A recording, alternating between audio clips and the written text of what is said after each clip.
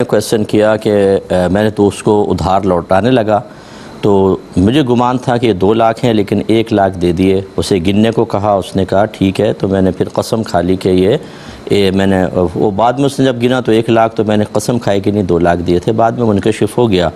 تو یہ جو نادانستہ طور پہ جھوٹی قسم نکل گئی, اس کے بارے میں کیا حکم شرع ہوگا؟ دیکھیں, سورہ بقرہ میں اللہ نے واضح طور پہ فرمایا کہ اللہ تعالیٰ تمہاری لغو قسموں پر تمہاری گرفت نہیں فرمائے گا.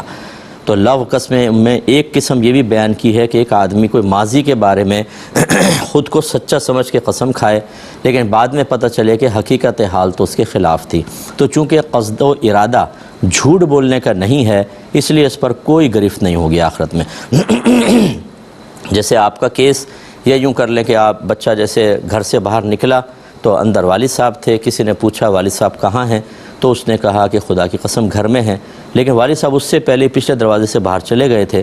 تو یہ تو اپنی دانش میں سچ کہہ رہا ہے. جا کر دیکھا تو والد صاحب نہیں ہیں, تو بظاہر تو اس خبر کا جھوٹ ہونا ثابت ہوا, لیکن اس پہ گرفت نہیں ہوتی ہے کیونکہ ایک شخص نے اپنے آپ کو سچا سمجھ کر اور سچ ہی بولا لیکن وہ نکل آیا جھوٹ. تو اس لیے آپ کی کوئی گرفت نہیں ہے. اللہ کی بارگاہ میں مطلب آپ کی انشاءاللہ آخرت میں کوئی گرفت نہیں ہوگی.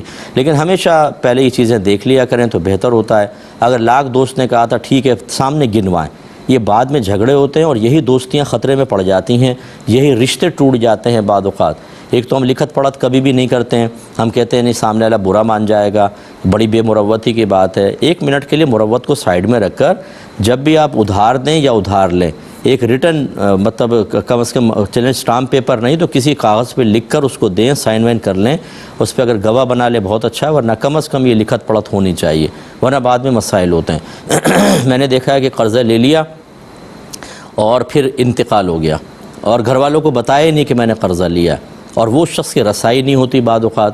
وہ والد صاحب مقروض چلے گئے, اور اگر قرض دار مقروض فوت ہو اس کی روح جنت میں نہیں جا سکتی. سرکار نے فرمایا کہ مرنے کے بعد شہید سیدھا جنت میں جاتا ہے, یعنی اس کی روح جنت میں جاتی ہے سوائے اس کے کہ جس پر قرض ہو. تو یہ جب شہید کے لیے معاملہ تو آپ بتائیں عام آدمی کے لیے کتنا ہوگا. اس لیے احتیاط کیا کریں.